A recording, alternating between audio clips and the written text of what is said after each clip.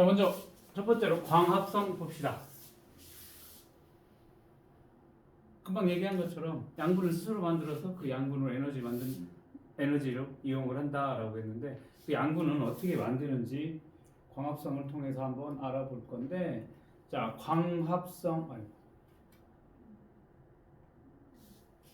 광이 빛광자잖아. 그치? 우리가 광원 얘기를 했었을 때 이런 것들을 광원이라고 하고 할게 또 광원이 될 거지. 그 광을 빛광자거든.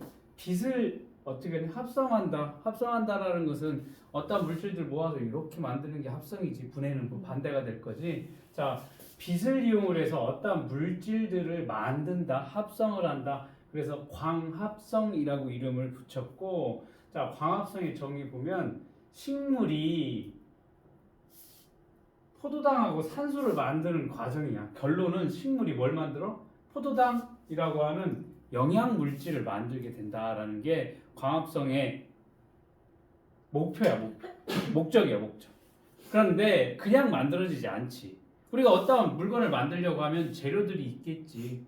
뭐 쉽게 말하면 그 비주공예 같은 거 쉽게 할 수 있는 것들 생각을 하면 구슬이 있어야 되고, 구슬을 꿰 수 있는 실이 있어야 되고, 그 실을 구슬 안에 넣는 뭐가 필요해? 무슨 호챙이니 뭐 그런 게 필요하지. 그렇게 재료가 필요해서 뭘 만들어? 목걸이를 만든다라고 합시다. 최종 산물이 목걸이를 만들고 싶어. 그러면 필요한 재료들이 있겠지. 구슬이라든지 실이라든지. 마찬가지로 이 광합성도 이런 포도당이라고 하는 최종 산물을 만들기 위해서 필요한 재료가 있다라는 거야. 재료라고 하는 게 뭐냐면 이산화탄소와 물이 되겠다.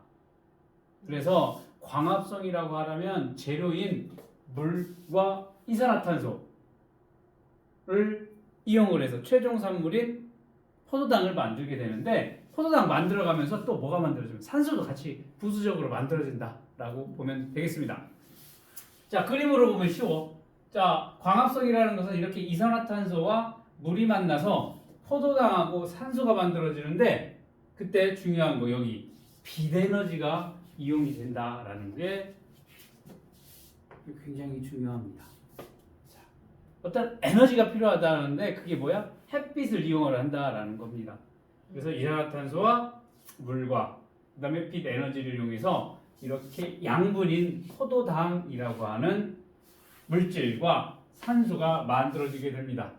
자, 포도당이라고 하는 것은 한 번씩은 들어봤을 거야. 포도당. 왜 당이야, 당.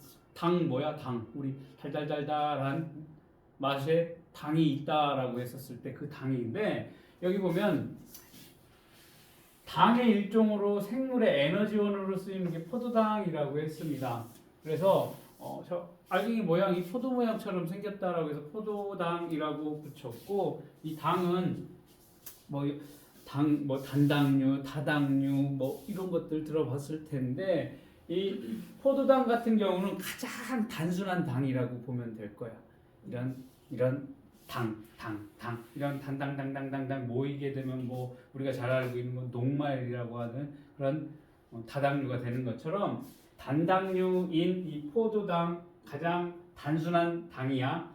얘는 이제 탄소라든지 수소라든지 산소 같은 물질로 이루어져 있다. 뭐 이런 거는 그냥 지금은 뭐 몰라도 되니까 그냥 기본적으로 알아두면 되는 내용이 될 거야. 그래서 분자식이 당 같은 경우에는 탄소가 6개, 수소가 12개, 산소가 6개로 이루어져 있다. 이건 좀 복잡하니까 그냥 이런 게 있구나라고 한번 듣고 흘려도 되는 내용이 될 거야. 자, 결론적으로 요 포도당을 만든다라는 거지. 누가? 식물이 빛에너지를 이용을 해서 재료인 이산화탄소, 물을 사용해서 포도당을 만든다. 그러면서 부수적으로 산소도 같이 만들어지게 된다라는 겁니다. 자, 그러면 여기 그림에 뭐가 되어 있니? 식물의 잎이 이렇게 그려져 있으면서 엽록체라고 하는 부분이 지금 적혀져 있다라는 거. 즉, 광합성이 일어나는 것은 식물의 어디에서 일어난다? 엽록체에서 일어나게 된다라는 거 기억을 해둬야 될 거야, 반드시. 자, 광합성이 일어나는 장소 한번 봅시다. 엽록체에서 광합성이 일어나게 된다라는 건데, 둥글둥글한 모양의 초록색 알갱이, 이게 이제 엽록체가 이런 식으로 둥글둥글한 알갱이, 현미경으로 보면 둥글둥글한 조그만 알갱이 모양으로 되어 있습니다. 여기가 뭐냐면 광합성이 일어나는 장소가 엽록체이라고 보면 되겠습니다. 엽록체라고 하면 이게 하나의 세포야. 이게 하나의 세포인데, 세포에 있는 소기관 중 하나가 뭐가 되겠냐면 요 엽록체가 되겠습니다. 그래서 우리가 세포라고 하면 거기 중요한 뭐 핵도 있을 거고 미토콘드리아도 있을 거고, 그다음에 이러한 골지체, 엽록체, 다양한 세포 소기관, 작은 세포 안에 있는 기관들이 존재를 하는 그 중에 하나가 엽록체가 되겠습니다. 그래서 엽록체 같은 경우에는 동물 세포에는 없고 식물 세포에만 있는 세포 소기관인데, 여기에서 광합성이 일어나게 된다. 자, 요거 잘 기억을 해둬야 되는 내용이 될 겁니다. 광합성이 일어나는 장소 어디다? 엽록체다라는 거. 그러면 엽록체가 없을 수도 있겠지. 그게 뭐냐면 식물의 잎의 구조를 보게 되면, 자, 식물 잎의 구조를 한번 봅시다. 여기 보면 잎을 자세하게 잘라서 확대를 해놨으면 윗부분의 잎의 잎면과 아랫부분의 잎의 껍데기 부분이 있겠지. 위아래로. 그치? 그 부분을 이제 잎의 표피라고 얘기를 할 거야.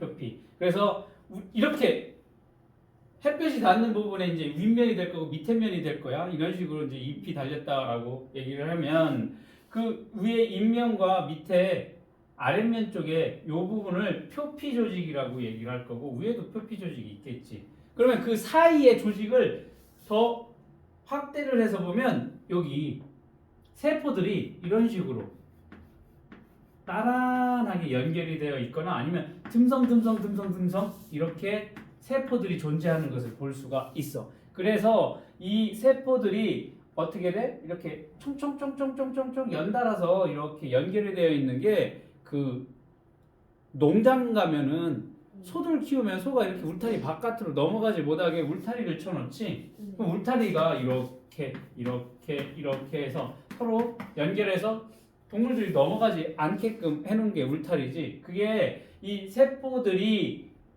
모여 있는 형태가 울타리처럼 보인다. 세포들이 모이면 조직이 될 거니까. 그래서 얘네를 이름을 울타리 조직이라고 했고, 여기는 조직이 어떻게 돼? 듬성듬성 이렇게 빈 공간들이 있어. 요거를 해면 조직이라고 얘기를 할 거야. 해면이라고 하는 거는 우리가 영어로 얘기하면 스펀지야. 스펀지가 뭐야? 물 흡수해서 가운데 구멍이 숭숭숭숭 뚫려 있지. 맞아? 스펀지밥 영화 보면, 만화 영화 보는 애가 스펀지야. 해면 동물이거든. 거기서 따라온 거지. 해면 뭐야? 중간중간에 뭐야? 비어있는 배열들이 있어서 여기를 해면 조직이라고 얘기를 해줄 거야. 자, 그렇게 식물 조직이 그냥 이런 게 나중에 뭐 생물 배울 때 배울 거니까 지금은 그냥 이런 게 있구나라고 알아두면 될 건데, 일단 식물의 잎에 보면 울타리 조직과 해면 조직이 있고, 그 바깥쪽에 이제 표피 조직이 있을 겁니다. 그랬을 때 이 중간에 보면 여기 뭐야? 인맥이라고 하는 부분도 존재를 할 거고, 그 다음 밑에 부분, 잎의 뒷면 쪽에 보면 이렇게 구멍이 뚫려져 있는 기공도 존재를 하고 있을 거야. 불편해? 왜 자꾸 긁어? 아니, 긁은 거 왜? 불편해? 아니에요? 집중해. 네. 자, 이렇게 기공 존재를 하고 있을 건데, 여기에 보면 이 부분을 또 확대를 해볼 거야. 울타리 조직을 또 확대를 해볼 거고, 해면 조직도 확대를 해보고, 울타리 조직도 확대를 해보면 이런 식으로 세포 하나가 존재를 해. 여기도 세포 하나가 존재하고 세포 하나를 존재해. 이제 식물 세포 같은 경우는 세포 벽이 존재하니까 좀 더 견고한 형태로 되어 있는데, 여기 안에 보면 알알알 초록색의 둥근 엽록체들이 존재를 하는데, 어디에 많이 존재? 이런 표피보다는 울타리 조직 혹은 이 해면 조직에 이런 엽록체들이 많이 존재를 하게 된다라는 거. 그럼 바꿔 말하면 어디? 이 엽록체가 여기에 존재를 하니까 여기 울타리 조직, 해면 조직에서 뭐가 활발하게 일어난다? 광합성이 활발하게 일어난다라는 걸 알 수가 있습니다. 자, 그러면 이 엽록체를 조금 더 자세하게 들여다보면 이 엽록체 안에는 엽록소라고 하는 색소가 존재를 할 거야. 이 초록색 색소가 존재를 하는데 얘가 이 엽록체 안에 있는 색소인 엽록소가 빛 에너지를 흡수를 한다라는 거야. 자, 그래서 우리가 엽록소가 어떠한 색깔을 가지고 있느냐에 따라서 우리 눈에 녹색으로 보이냐, 노란색으로 보이냐, 뭐 빨간색으로 보이냐라고 생각을 하면 될 거야. 그래서 엽록소 같은 경우 초록색으로 보이는 식물이 초록색으로 보이는 이유는 엽록체에 엽록소가 있기 때문에 우리가 보여지는 푸른색의 잎의 색깔이 나타나게 된다. 뭐 그 정도 기억을 해두고 여기서 중요한 거 뭐야? 엽록체에서 뭐가 일어난다? 광합성이 일어나게 된다라는 것만 기억을 해두면 되겠습니다. 자, 그 다음으로 나와 있는 게 광합성에 필요한 요소가 나와 있습니다. 자, 어떤 물질을 만들기 위해서는 재료가 필요하다라고 아까 얘기를 한 것처럼 여기 보면 광합성에 필요한 요소 세 가지 반드시 기억을 해둬야 되는 빛, 이산화탄소, 물이 있습니다. 자, 광합성이 일어나기 위해서 필요한 요소 뭐가? 세 가지가 뭐라고? 빛, 이산화탄소, 물이 되겠습니다. 먼저 빛 먼저 보자. 빛. 어디? 엽록체의 엽록소에서 빛을 흡수한다라고 했습니다.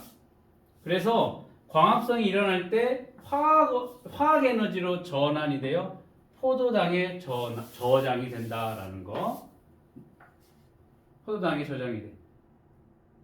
자, 그러니까 식물은 주로 태양으로부터 빛 에너지를 얻는다라고 되어 있습니다. 인공적으로 빛을 비춰서 광합성을 시키기도 하지. 그래서 식물 공장이라고 해서 요즘 많이 하고 있는 게 식물 공장이지. 식물 공장. 뭐야? 이런 밀폐된 공간에 쭉 트레이 쉘터링 해놓고 뭐 물도 될 거고 흙도 갖다 놓고서 거기에다가 뭐를 키워 여러 가지 작물들을 키워놓고 인공적으로 이런 빛을 비춰줘서 광합성을 시켜서 뭘 만들어내고 하는 것들이 요즘 많이 하고 있고 취미로도 그렇게 하는 사람들도 있고 했을 때 뭐야 여기 빛이 필요할 거야. 그런데 이제 식물 같은 경우에는 뭐 바깥에서 이제 뭐야 야외에서는 태양으로부터 빛 에너지를 얻겠고 뭐 인공적으로도 할 수 있겠지. 자, 이렇게 광합성에 필요한 요소 빛이 반드시 필요하다라는 거. 그다음 이산화탄소야. 이산화탄소. 아까 포도당을 구성하는 요소가 탄소, 산소, 수소라고 얘기를 했었지. 포도당을 구성하는 요소. 그러니까 광합성 결과 뭘 만들어? 포도당이라고 하는 영양분을 만들게 될 건데 그 영양분 포도당을 구성하는 성분이 탄소, 수소, 산소라고 얘기를 했어. 자, 그러면 포도당을 구성하는 탄소하고 산소의 공급원이 이 이산화탄소가 될 거야. 이산화탄소는 이제 CO2라고 했으니까 산소로 이루어져 있지. 탄소 한 개랑 산소 두 개로. 자, 그러니까 이 포도당을 구성하는 탄소, 산소의 공급원이 이산화탄소가 될 거야. 제일 많고 그다음 산소 많고 조금 이산화탄소가 존재를 하는데 그 이산화탄소를 이용을 해서 뭐를 해? 광합성에 사용을 하게 된다. 즉 공기 중에 이산화탄소는 아까 잎의 구조를 보면 잎의 뒷면 쪽에 보면 기공이라고 하는 부분이 있어.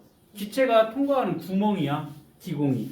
여기를 통해서 이 이산화탄소가 들어오게 된다. 그래서 뭘로? 광합성의 재료로 사용을 한다. 공기 중에 있던 이산화탄소가 기공을 통해서 식물로 들어와서 광합성 재료로 사용을 하게 된다라는 겁니다. 그 다음 물이야.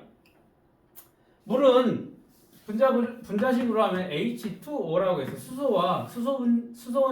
수소, 산소로 이루어져 있으니까 여기 포도당이 아까 탄소, 수소, 산소로 이루어져 있다라고 했으니까 이 수소의 공급원이 될 거라고. 자, 그러면 물을 어디서 얻을까 식물은? 뿌리를 통해서 흡수를 하겠지. 뿌리에서 흡수한 물은 물관을 통해서 잎까지 운반되어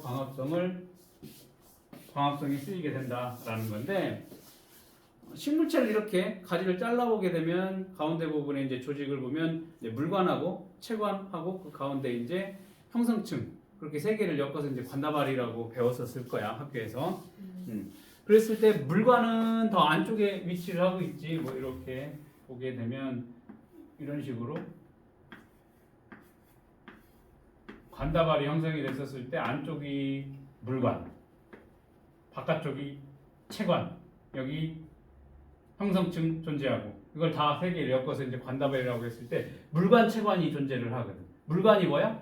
물이 이동하는 통로라고 보면 될 거고 체관은 영양분이 통과 이동하는 통로라고 보면 될 거야. 이 물관을 통해서 뿌리에서 흡수한 물이 물관을 통해서 어디까지? 잎에까지 운반되어서 광합성의 재료로 사용이 된다. 뭐 그렇게 기억을 해두면 되겠습니다. 자, 여기 탐구 더하기 봅시다. 광합성에 필요한 이산화탄소를 한번 알아보자라는 거예요. 금방 재료에 빛도 필요하고 물도 필요하고 이산화탄소가 필요하다라고 했었을 때 실제적으로 이렇게 이산화탄소가 필요한지를 실험을 통해서 한번 알아보자. 자, BTB용액에 숨을 불어넣어 노란색으로 만든 후라고 되어 있어. BTB용액에 숨을 불어서 노란색으로 만든 후. 자, BTB용액은 처음 들어봤을 거야. BTB용액 같은 경우에는 지시약이야, 지시약. 지시약. 지시약이 뭐야?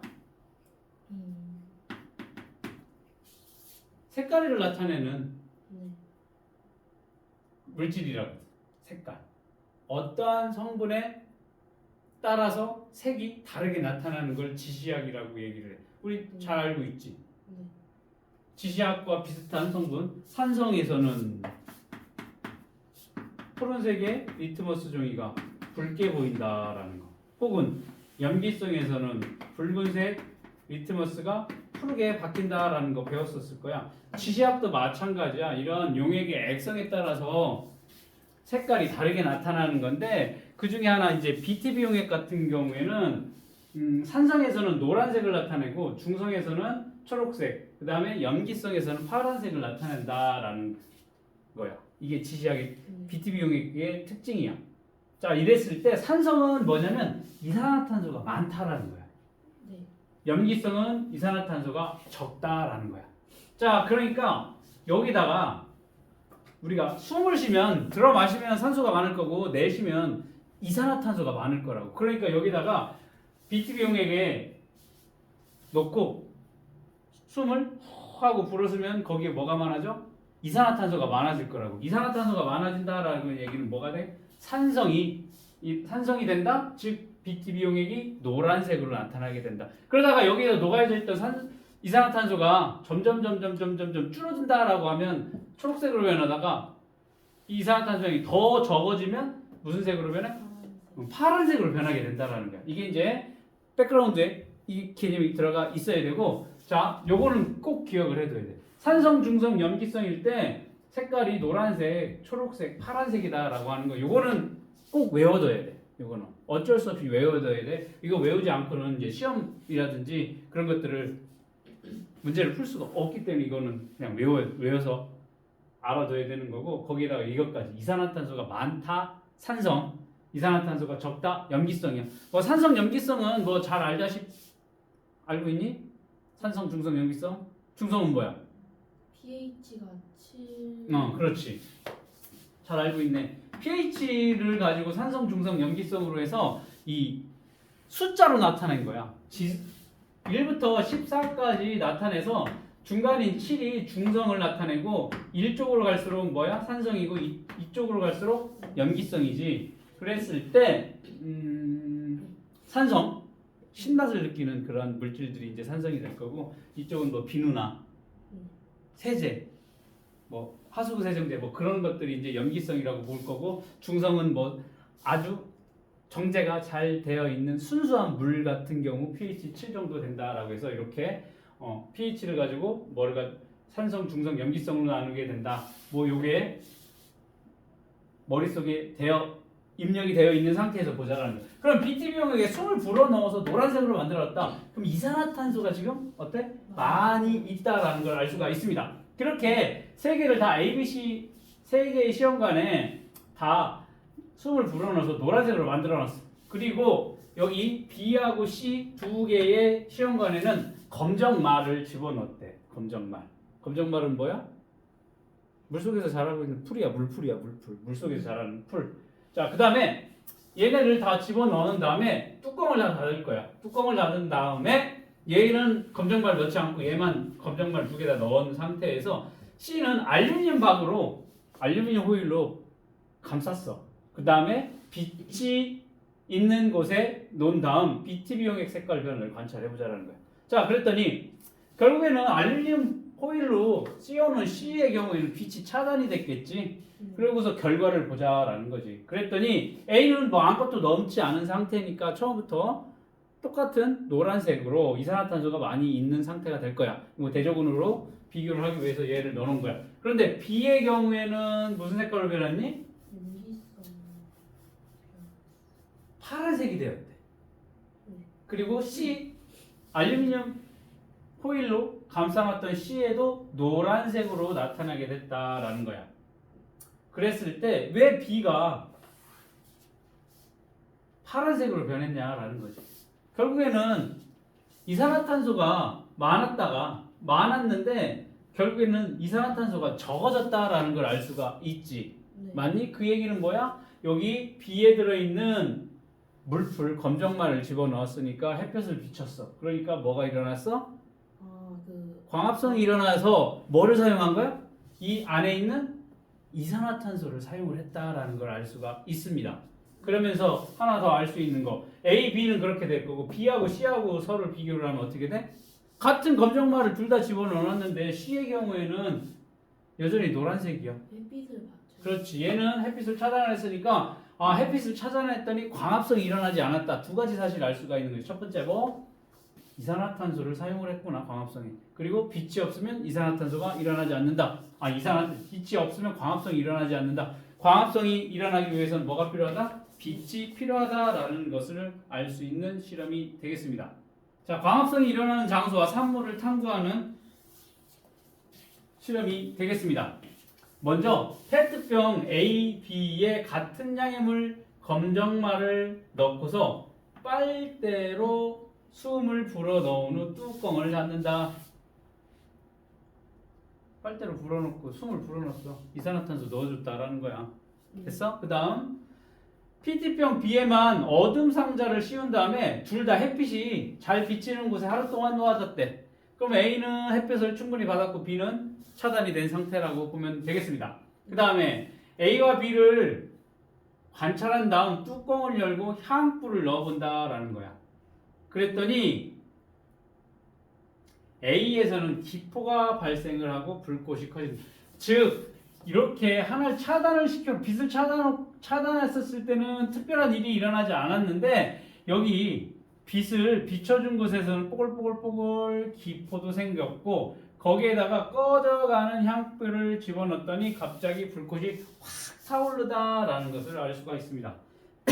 결국에는 어떤 기체가 생성이 되는데 그 기체는 뭐가 되겠어? 산소가 된다라는 거지. 꺼져가는 불씨가 커졌으니까. 자, 그 다음 여기와 여기에 있었던 검정말 잎을 하나씩 떼어서 현미경으로 관찰을 해보자라는 거야. 그랬더니 A에서의 잎에서만 초록색 알갱이가 관찰이 됐다라는 거야. 초록색 알갱이 아까 뭐라고 했어? 엽록체라고 얘기를 했으니까. 그러니까 여기에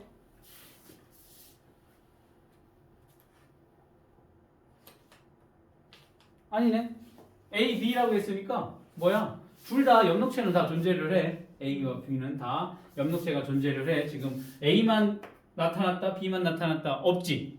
4번에 A와 B의 검정말 잎을 하나씩 떼어서 받침유리 올려놓고 덮개를 관찰해서 현미경으로 그랬더니 검정말 잎에서 초록색 알갱이가 관찰이 돼. 둘 다 엽록체는 다 존재를 하고 있다라는 거야. 빛을 받든 빛을 비춰주지 않든 기본적으로 뭐야? 검정말의 잎에는 엽록체가 다 존재를 했다라는 거야. 자, 그 다음 A와 B의 검정말을 에탄올에 넣고 물중탕화 엽록소를 제거한다. 지금 에탄올을 그냥 가열을 하게 되면은 어떻게 돼? 갑자기 확 끓어오르거나 화재가 일어날 수 있으니까 물중탕으로 서서히 가열을 하는 거야. 이건 계속 앞으로 2학년, 3학년 뭐 계속 배우게 될 거니까 물중탕으로 가열할 에탄올 같은 경우는 바로 직접 가열하지 않아. 자, 그래서 에탄올에 넣고서 가열을 하면 원래 얘네가 엽록소가 존재를 하지 푸른색을 가지고 있어. 파란색으로 보인단 말이야. 이런 식으로. 그렇기 때문에 이 엽록소를 제거하기 위해서 이 에탄올에 넣고 끓여. 그럼 엽록소가 다 어떻게 돼? 날아가게 되겠다. 왜 그러냐면 여기 6번째 아이오딘이랑 칼륨용액 반응을 시킬 건데 얘는 녹말하고 서로 반응을 하면 청남색으로 바뀌게 돼. 노란색이 아이오딘이랑 칼륨용액이 뭐 녹말하고 만나면 뭘로 바뀌어? 청남색으로 나타난다고. 그 옛날에 많이 했을 거야. 아이오딘이랑 칼륨용액을 감자를 잘라서 떨어뜨린다거나 아니면 밥 아래다 떨어뜨리면 청남색으로 바뀌는 것처럼 녹말과 반응을 하면 청남색으로 바뀌어. 그러면 여기에서 원래 가지고 있던 엽록소 색깔하고 청남색하고 구분하기가 조금 애매하거든. 네. 청남색도 남색 계열, 푸른색 계열이고 여기도 엽록소도 푸른색 계열이니까 이게 아이오딘이랑 칼륨용액하고 반응을 했는지 아니면 원래 가지고 있던 엽록소의 색깔인지 구분하기 위해서 여기 물중탕으로 해서 엽록소만 날려보내는 과정을 갖는다라는 거야. 이해됐지? 그러고서 A와 B의 두 개의 검정말을 다 탈색을 시킨 다음에 아이오딘이랑 칼륨용액 반응을 시켰어. 그랬더니 A에서만 청남색으로 변한 엽록체가 관찰이 됐다라는 거야. 그 얘기는 뭐야? A에서만 뭐가 검출됐다? 녹말이 검출이 되고 B에서는 녹말이 검출이 되지 않았다라는 것을 알 수가 있지. 이해되니? 이 실험? 네. 자, 그러면 이 실험을 통해서 알 수 있는 것은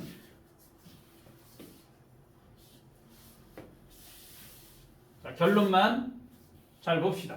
광합성이 일어나는 장소는 폐세포에 있는 엽록체에서 일어나게 된다라는 것을 알 수가 있습니다. 그 다음 하나는 빛을 차단했어. 빛이 있을 때 광합성이 일어나게 된다라는 거. 그 다음 광합성 결과 녹말이라고 하는 양분과 아까 향불 붙여댔지. 뭐가 생겼어? 산소가 생성이 됐다라는 것을 알 수가 있지. 됐니? 네. 자, 밑에 문제 풀어봅시다.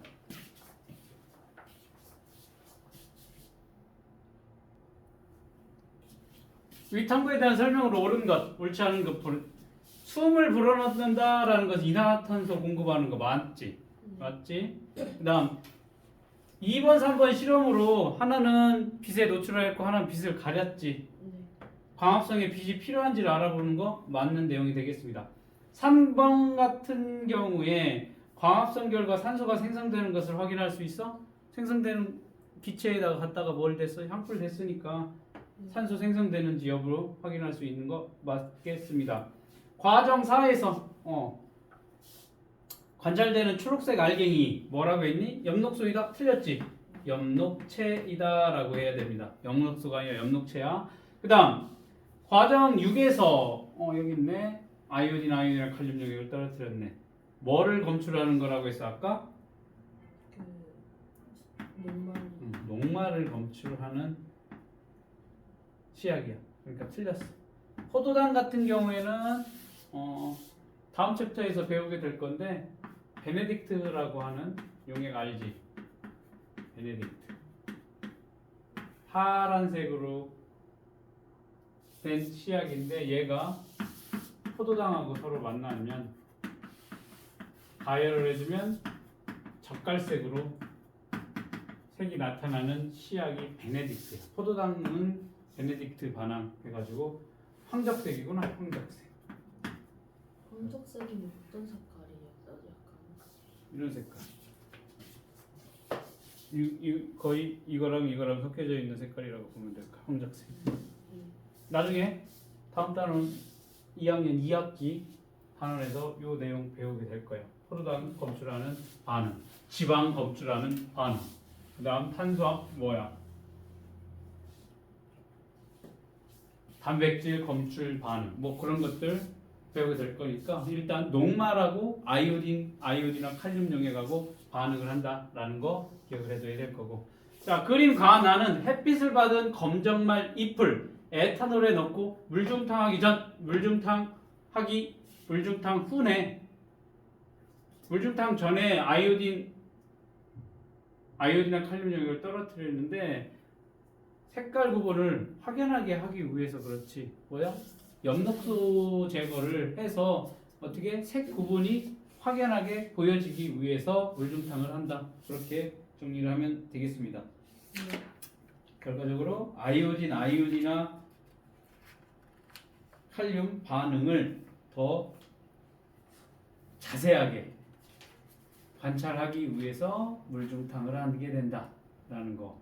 자, 그러면 금방 탐구를 통해서 우리 처음 만들어지는 성분이 뭐라고 녹말이라는 걸 알게 됐다라는 거지. 자, 그러면 여기 다시 보도록 하겠습니다.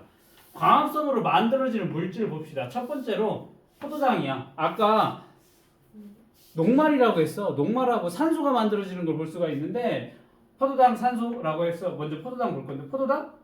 자, 아까 녹말인데요? 라고 했는데 광합성으로 만들어진 최초의 산물은 포도당이야. 단순 당이 먼저 만들어지고 이게 대부분의 식물은 물에 잘 녹는 포도당, 즉 이게 물에 잘 녹아 만들어졌어. 이게 또 물에 녹게 되면 이렇게 돌아다니거나 아니면 만들어진 포도당들이 이게 어떻게 되니? 녹말로 물에 잘 녹지 않는 형태로 저장을 할 거야. 뭐 여러 가지 뭐 이유가 있겠는데 이게 물에 녹는다? 그러면 이제 기껏 만들어 놓은 포도당이 물에 녹아지게 됐으면 뭐 이동이 된다거나 아니면 뭐 이 농도가 어떻게 조금씩 달라질 수도 있고 뭐 여러 가지 이유에 의해서 얘네는 바로 포도당을 다 뭘로? 녹말로 전환을 해 놓을 거야. 녹말로 바꿔놔. 그러다가 낮 동안은 이 엽록체에 저장을 할 거야. 그러니까 아까 그 탐구에서 봤다시피 이 녹말인 아이오딘이나 칼륨 용액으로 떨어뜨렸을 때 청藍색으로 확인을 한 거지. 자, 이렇게 낮 동안 광합성 결과 만들어진 포도당을 뭘로? 이거 잘 기억해야 돼. 녹말로 전환을 시켜서 엽록체에 저장을 해놓다가 이게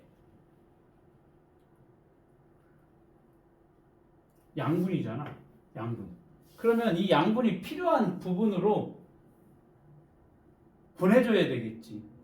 그게 이제 체관통해서 이 만들어진 양분이 이동을 하게 된다라는 거지. 그러면 낮에는 이렇게 녹말로 형태로 저장을 해다가 밤이 되면 이게 물에 녹기 쉬운 다시 설탕으로 전환이 돼. 그래서 물에 잘 녹으니까 어떻게 돼?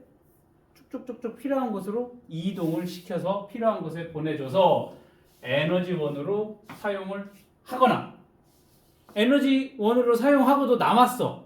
그럼 어떻게 될 거야? 얘네를 저장을 해서 나중에 필요할 때 쓰려고 저장을 해놓겠지. 자, 이렇게 광합성 결과 만들어질 최초의 산물은 뭐가 된다? 포도당이 된다. 이 포도당이 뭘로? 녹말로 전환이 돼서 저장을 해놓는다. 그렇게 기억을 해두면 되겠습니다. 그걸 우린 뭘로 확인했어? 아이오딘이나 칼륨 용액 반응을 통해서 알게 됐다라는 것이. 즉 녹말로 검출이 됐다라는 것은 광합성 결과 만들어진 최초의 산물인 포도당이 뭘로 전환이 됐다? 녹말로 전환이 됐다라는 것을 알 수가 있습니다. 자, 그 다음 산소야. 산소. 아까 그 탐구 결과 보니까 불씨를 갖다 대니까 확 타올랐다. 그게 만들어진 게 산소라는 것이. 자, 물풀을 갖다 놓고 그냥 이런 식으로 시험관 안에다가 물 집어넣고 이산화탄소 집어넣은 다음에 물풀 집어넣고 햇볕을 비추면 여기서 뽀글뽀글 하는 기포가 나타나는 것을 볼 수가 있다라는 거야. 이게 식물이 광합성할 때 산소 기체도 같이 만들어지기 때문에 나타나는 현상이라고 보면 될 거야. 자, 그러면 광합성 결과 뭐도 만들어져? 산소도 같이 만들어질 거야. 그러면 이 식물도 자기도 호흡을 하기 위해서 산소가 필요해. 우리는 사람은 단 한순간도 숨을 안 쉬면 굉장히 괴롭지. 뭐 한 1분, 2분, 뭐 되게 오래 버티는 사람은 10분도 버틴다고 하는데 그 오랜 시간 동안 산소 없이는 살 수가 없어. 그러면 식물은 산소 필요 없을까? 식물도 호흡을 하는데 산소가 필요해.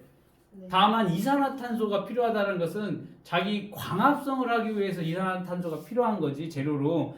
얘네도 식물도 보면 자기도 숨을 쉬는데 호흡을 하는데 뭐가 필요해? 산소가 필요한다고. 그러면 광합성 결과 만들어진 산소 자기 호흡하는데 쓰겠지. 근데 더 많이 만들었어. 그럼 어떻게 돼? 남는 건 바깥으로 내보내겠지. 만장? 자, 자기가 만든 산소 필요해? 써. 그래도 남아. 그러면 다시 내보낸다고. 아까 잎의 뒷면에 보면 기공이 있다고 하겠지. 거기로 뭐가? 공기 중에 있던 이산화탄소가 들어온다고 했지. 자기가 만들어진 산소가 다 쓰고도 남아. 그럼 다시 그 기공통에서 바깥을 대기 중으로 내보내게 된다라는 겁니다. 그렇게 내보낸 산소를 우리가 이용을 하고 있다라고 보면 되겠지. 맞아? 지금 우리 숨쉬는 게 뭐야? 얘네가 광합성 결과 만들어진 여분의 산소, 얘네가 다 이용하고 남은 여분의 산소를 우리가 이용을 해서 호흡을 하고 있다. 그렇게 기억을 하면 되겠습니다. 자, 그러면서 여기 오른쪽에 이런 얘기도 나왔네. 유기양분이라고 얘기 나왔어. 여기 유기물, 탄소를 포함하는 대부분의 물질을 우리는 그냥 보통 유기물이라고 통칭해서 얘기를 할 건데, 포도당이나 녹말 같은 양분은 탄소를 포함하고 있어서 유기양분으로도 부른다. 뭐 그런 거 그냥 참고적으로 알아두면 될 거고. 자, 밑에 검정말. 검정말을 우리가 이렇게 광합성 실험을 하는데 많이 이용하는 이유는 잎의 세포층이 얇아. 세포층이 얇다라는 것은 두꺼우면 현미경으로 관찰하기가 어렵지. 그러니까 얇으면 그 안에 있는 세포 소기관들을 관찰하기가 쉬워. 쉽게 말하면 그 엽록체 관찰하기가 쉽기 때문에 이러한 검정말을 광합성 실험 재료로 많이 쓰게 된다라는 거, 이것도 참고적으로 알아두면 되겠습니다.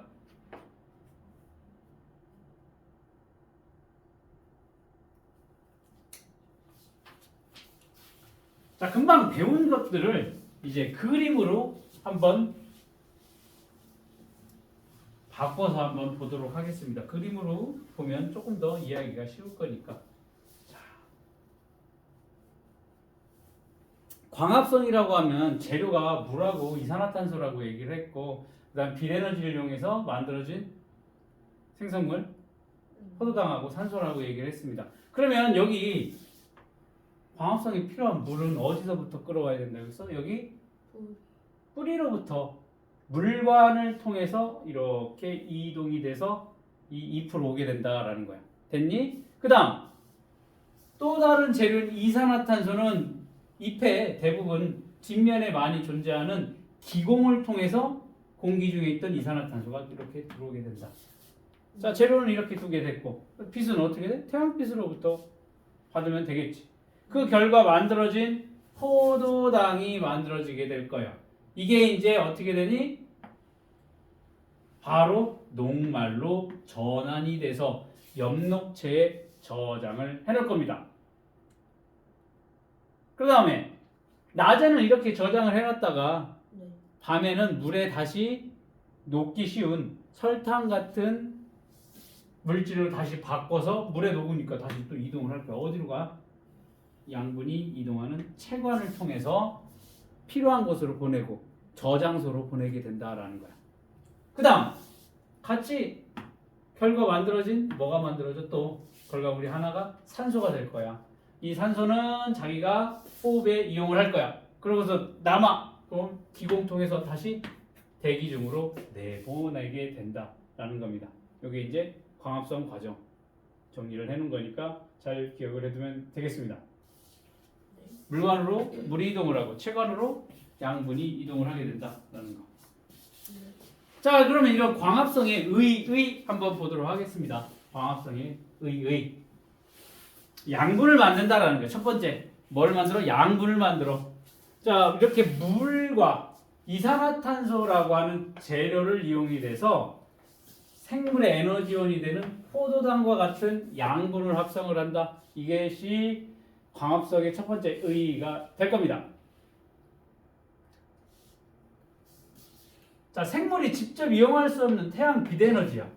자, 빛에너지를 우리가 생물이 어떻게 갖다가 쓸 수가 없지. 얘를 포도당 속의 화학 에너지로 바꾸어서 저장을 해놓으면 생태계를 구성하는 모든 생물들이 이용을 할 수 있다라는 에너지 전환의 광합성의 의의가 될 겁니다. 그리고 산소를 만든다라는 거야. 광합성 과정에서 만들어진 산소, 생물의 호흡에 필요한 산소가 생성이 된다. 자, 이렇게 광합성의 의의 잘 기억을 해야 돼. 양분을 만들고 우리가 실제적으로 이용할 수 있는 에너지 형태로 전환을 시켜주는 거. 그 다음에 호흡을 하기 위한 산소도 만들게 된다라는 겁니다. 자 여기 체크해 봅시다. 식물에서 광합성은 주로 잎을 구성하는 세포의 어디에서 일어나? 염록체에서 일어난다. 광합성에 필요한 에너지는 뭐니?